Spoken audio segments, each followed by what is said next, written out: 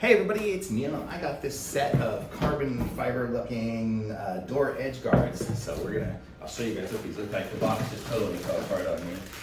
But this is kind of what they look like here. So it's the door edge stuff with carbon fiber. So if you see stuff on my test side, I have a lot of carbon fiber looking stuff. So we're gonna set this up here and see how it goes. So I'll put these on.